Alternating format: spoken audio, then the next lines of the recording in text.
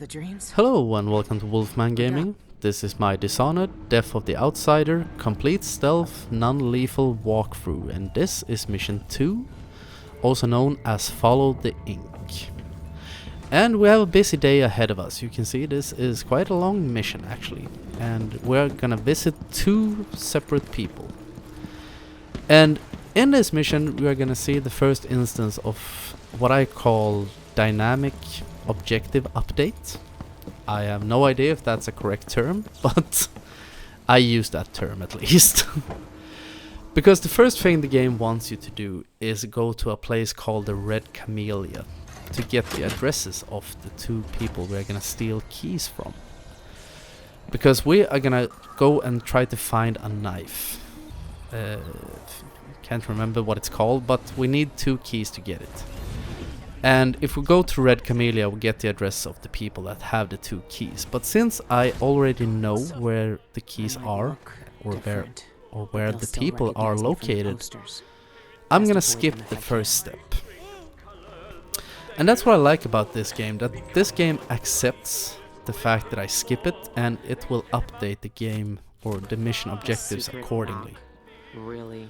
Also, that note I picked up is really important to pick up because it teaches you the secret knock, so we can head in through the front door of our first target, a singer called Shan Yun. And I'm using the Semblance ability, which is one of the new supernatural powers in this game.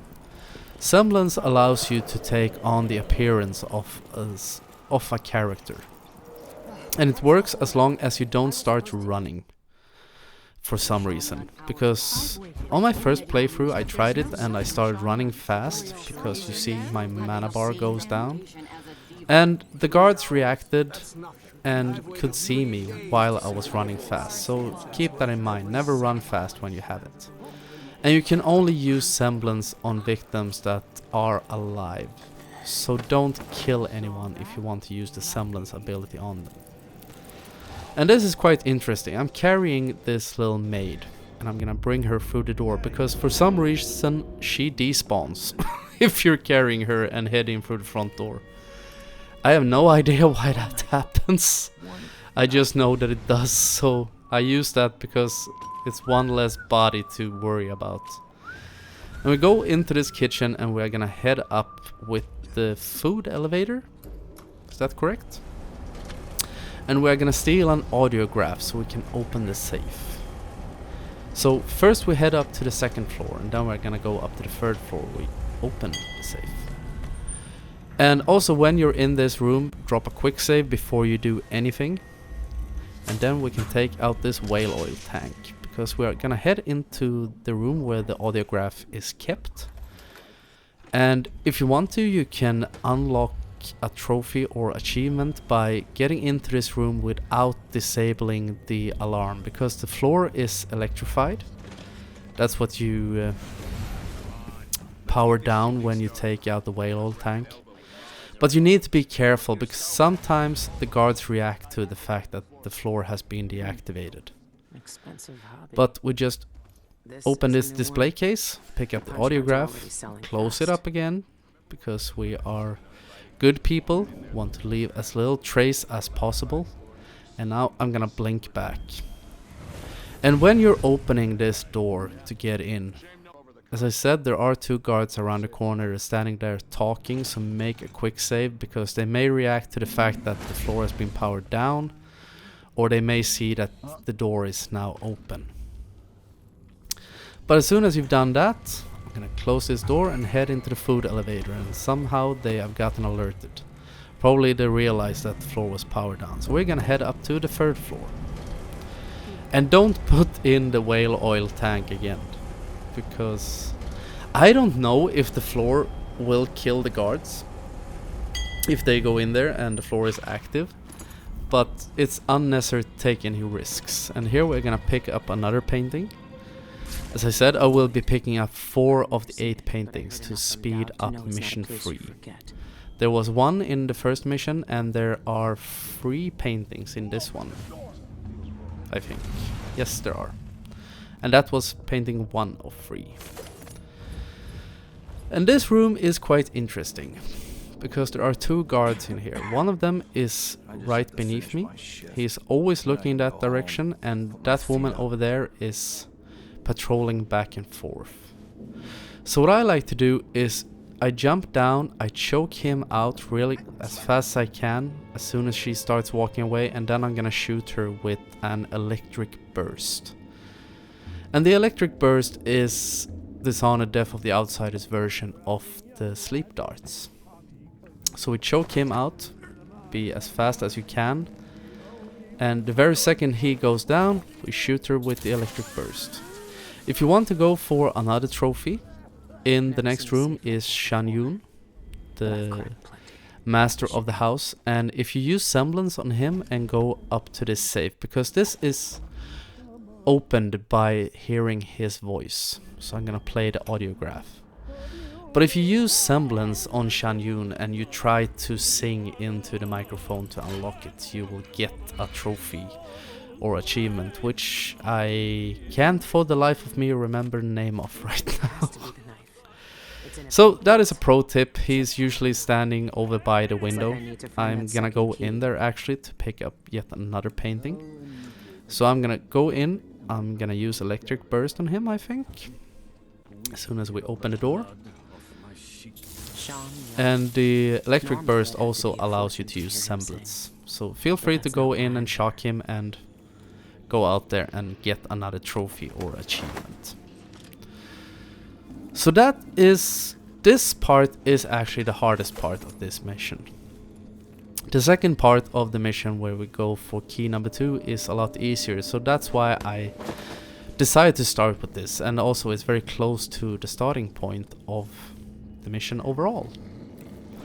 And this is probably completely unnecessary to lead the guards in there with him, but I don't like to take any unnecessary risks, so always better be safe than sorry, as I like to say. And now we're gonna retrace our steps to get out. And before you go down to the first floor, drop another quick save, because usually when you go down there is gonna be a guy just to the right of the food elevator. I'm just gonna stop here real quick and pick up 2 new electric bursts. So always stay over on the right side of this elevator, because there usually is a guy just out to your right. For me, he wasn't there right now. I think he may have started walking away because I stopped at floor number 2. But I see he's not there, so I'm gonna head out this first door and blink. Blink like the wind. Be very quick, because there is a guard coming out from the left. So if you don't move fast enough, blink past him, he will spot you. But as you saw, everything was easy. That is also a consistent strategy. And apparently I can't get out of a door. And now we're gonna head over to mark number 2 as soon as I can get up on this vent. And also the third supernatural power in this game that I will be using, foresight. That is quite a nifty little power, I must say.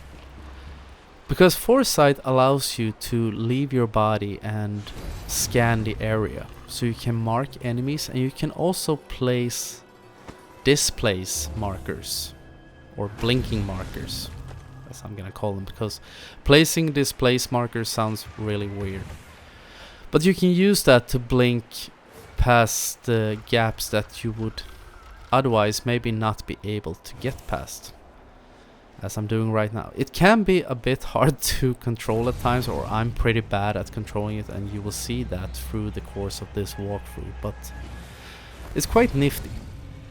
And also your mana bar, in comparison to Dishonored 1 and 2, it refills on its own all the way up, so you never have to drink any blue elixirs. I don't even think there are blue elixirs in this game, to be completely honest. And I'm gonna head in for this window and pick up the last painting. Strange.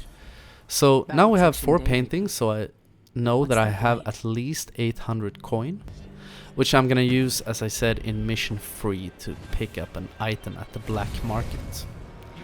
And there is another way to get that item, you can go to an auction and buy it. There is also a trophy for doing that. But it's a bit more risky because there are a few things you need to do before you can go to the auction. So I decided to go for this because it's faster, it's safer, it's a bit more expensive, but I don't need anything else in this game. I don't need to buy anything else. And the guy we're going to now, he is practicing a speech. And this is also one of those moments where you can pick up an extra trophy, which I will not be doing right now. But I'm gonna tell you how to do it if you want to go for it. Because he's standing on a stage and he is practicing his speech, and there is a trapdoor in the floor of that stage. So if you head in beneath it, there is a staircase. Down there on the left you see a guard leaning over the railing. And also you can get there by going in through the house over on my right. You can get into the basement. There is one guard down there, so be sure to use an electric burst on him so you take him out. And then you can just wait for this guy to stand over the trapdoor. Use foresight to put a mark on him so you can see him through the floor or roof as you're sitting in the basement. You see there the door on the right, you can head in there or head in on through the balcony on the second floor to get into the basement. And if you release the trapdoor while he's standing on it, you get the trophy or achievement known as public shaming.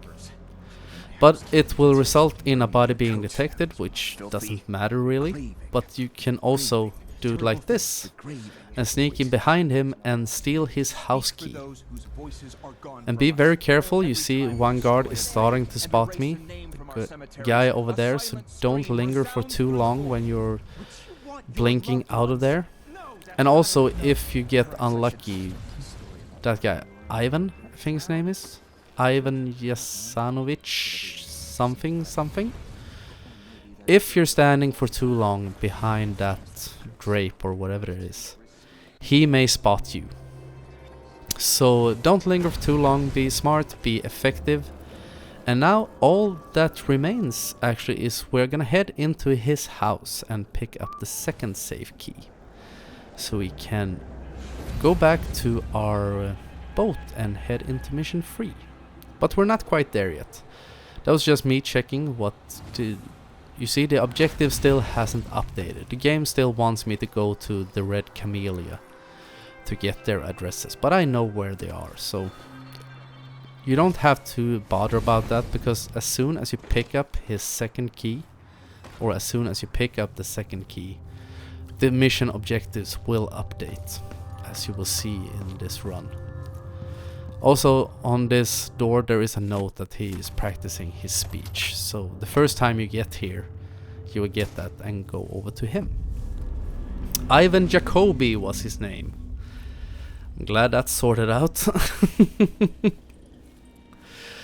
But the key is here on the desk. It has to be the and there is also a note from Michael's bank. Just my luck. And that is some foreshadowing about chapter key. 3 or mission 3, because we're gonna go into the bank and steal it. And steal the knife. And you see now the objectives have updated. I got a bit confused because I wasn't quite sure at first why all the text prompts were showing up in the top right corner. But now all that remains is that we're gonna head back. Now the new objective is leave Upper Syria. And this game, as you may know, also takes place in Karnaca, where we played in Dishonored 2.